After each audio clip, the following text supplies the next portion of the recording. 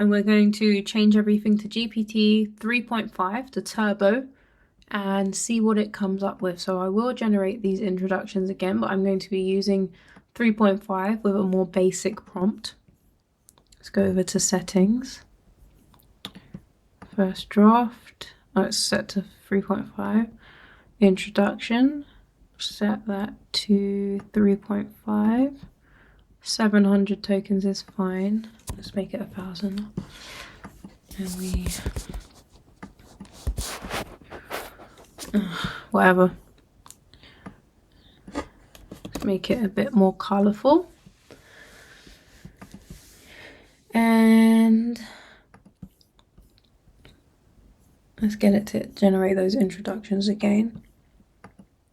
And remember, you don't have to use the introduction, but the good thing about the introduction is you can actually tell it to do a TLDR instead, and that's going to be injected in the beginning of the first draft. Providing it's generated before you generate your first draft, it will be injected into the final post.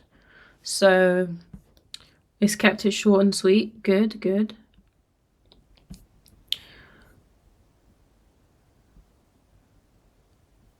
Fine.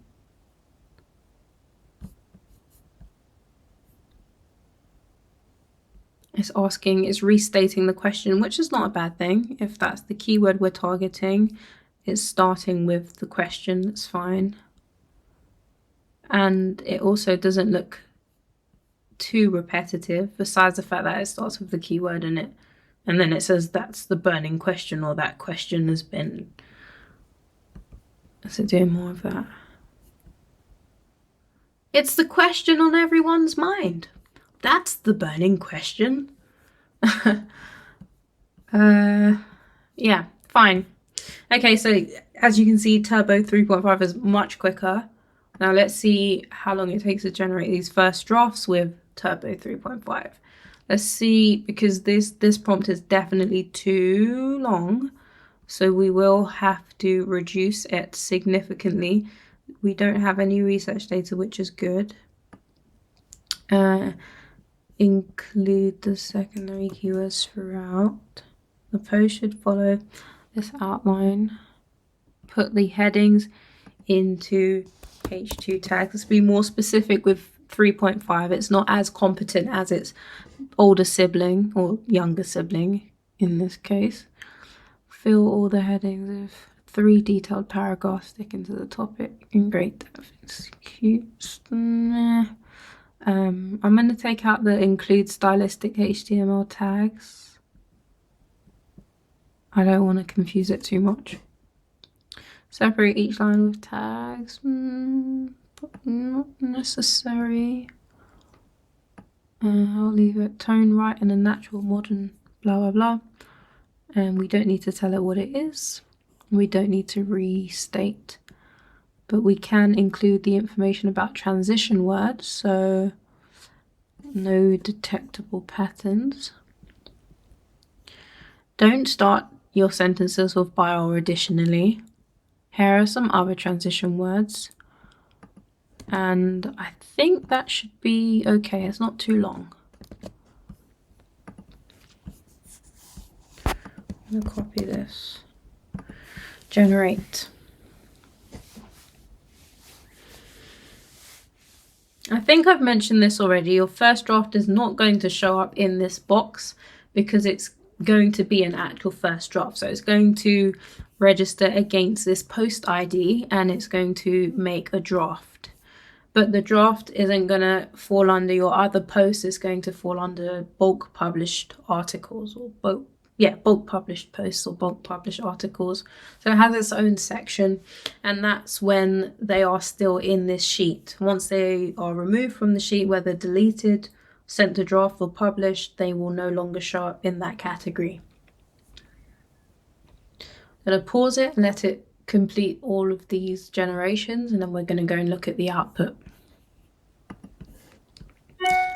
So I've refreshed it to see how many it's done. It's not done those 2. It's done all the others. So let's look at them.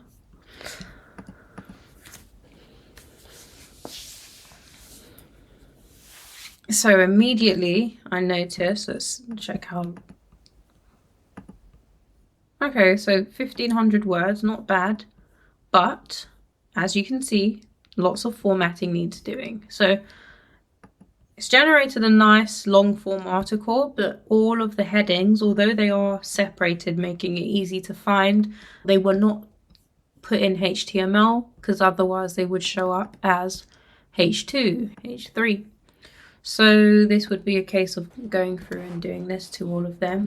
Some of these are probably H3s, but because it's not done it, we don't know what they are. We'd have to read the whole thing and go through it. But this is just an example of the output when using Turbo 3.5. And it's done a long form article, but I've had to do that, which is not a big deal for most people, especially if you are going through and you're editing the article yourself anyway. This is something that you would be doing. I think we're getting a bit spoiled, but that's an example. It has no image, so I'm not going to publish it just yet. I'm going to save it as draft, and then I'm going to look at another one. Let's just refresh and see what else is done. Let's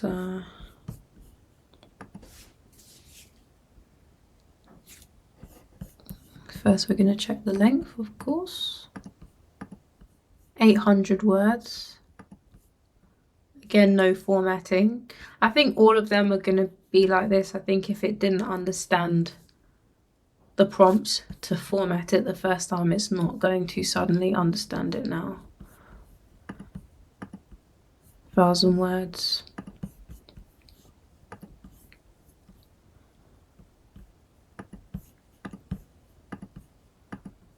Okay, so that's a fair test on GPT 3.5 and GPT-4. This has been a lot longer than it needed to be because I wanted to go into a bit more depth with demonstrating the tool and how it works. So we have the basic interactive demo.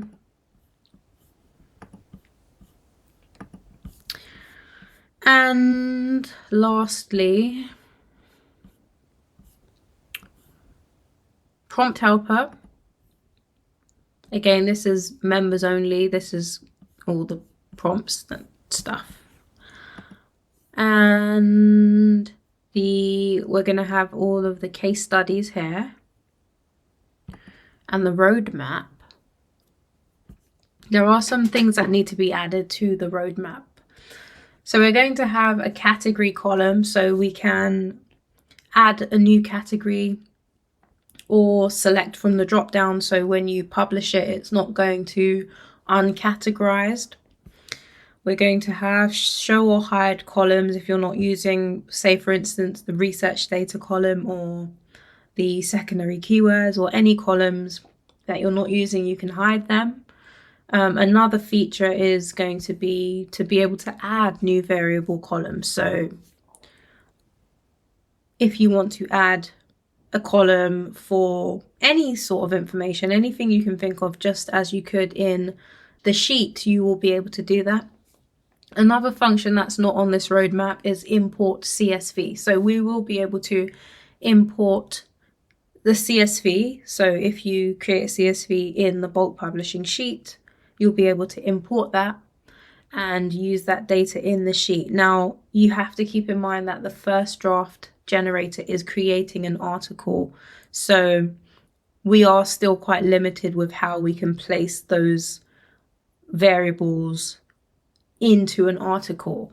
Previously, from the sheet you were using, or you probably still will use this, and we'll find ways around it as we go, but previously we would generate our content in the bulk publishing system in the sheet, and then we would import that via WP All Import. And WP All Import is a very good tool because you can now, once you've imported that data, you can lay it out based on the variables. So I will have to try and do something along those lines while using AI in the plugin. So it might be a bit of a challenge, but we will get there. As you can see, we just keep progressing with this thing.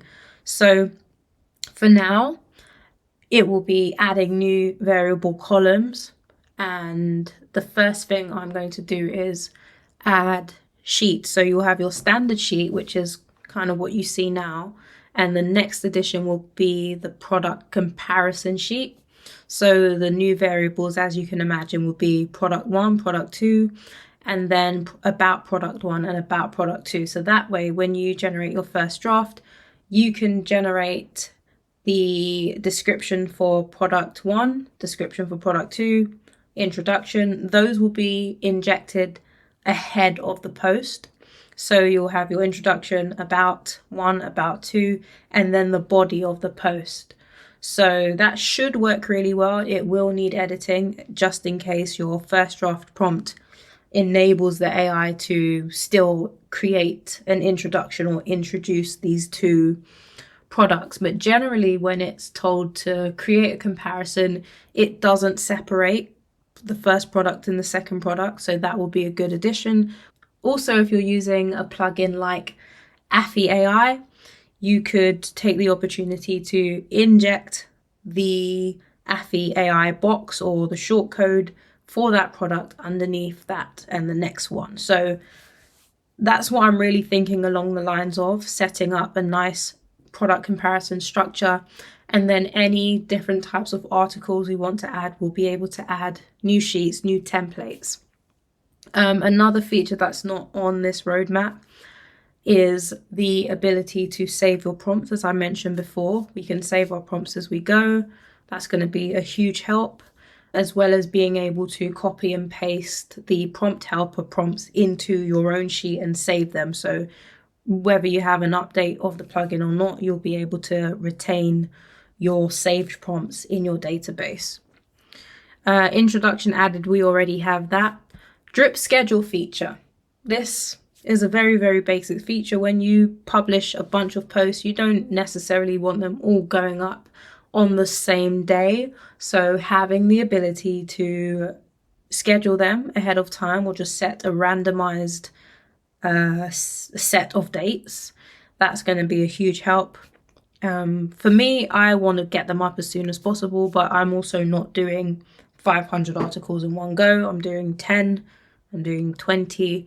So I'm okay to put them all up in one go because we're still editing them as we go. But the drip schedule feature is going to be a huge help. SERP API for keyword. This is what I mentioned about the research data field. We will be able to SERP scrape and have that information. We could call it factual information. I call it consensus because it's just based on the top, what's already in the SERPs, and that's all it's looking at. But then you can also feed this information back into the outline prompt, for instance, and get it to generate a better outline based on what you tell it to do with that SERP data, if that makes sense. Tags. So to keep it simple with tags, I'm going to allow the option to set the secondary keywords as tags. So whether that is your pasted keyword data or your generated keyword data, you'll be able to set those as tags. Might be decorative, might be good for SEO, who knows? I just like to be able to fill these values in. Advanced featured image. So we are already taking away the pop-up between uploads. It could be quite annoying if you have a bunch of posts and you click upload, and then each time you want to move on to the next one, you have to click OK when it tells you the post has been uploaded. So that's going to go, and we are working on AI generated featured images based on the API. There are 2 companies I'm talking to at the moment to figure out how we can make this work. And hopefully that all goes well and we have some quality featured images generated for our article based on the prompt or the keyword or whatever we tell it. And page post. So the option to generate the content as a page or post. Very simple, but makes a huge difference, especially if you're doing some of the content I'm doing, which I'm not going to get into. This is a feature I need, so this is a feature we're adding.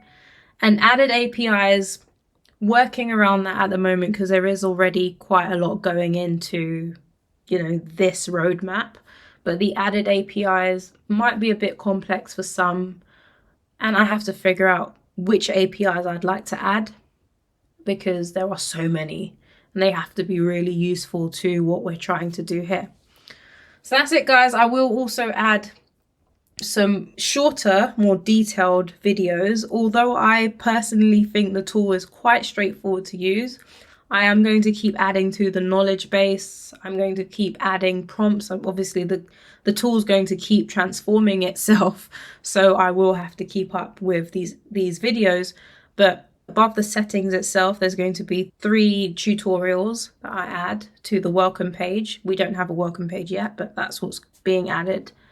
And there will also be a suggest a feature box or option. So if you have any ideas, I'm always happy to hear people's feedback. Every time you send me an email, whether that's a problem or an idea, I'm always happy to have them. I'm not happy to have problems, but I'm happy to be able to have something to fix, to go by, because it just makes the tool better for all of us in the end.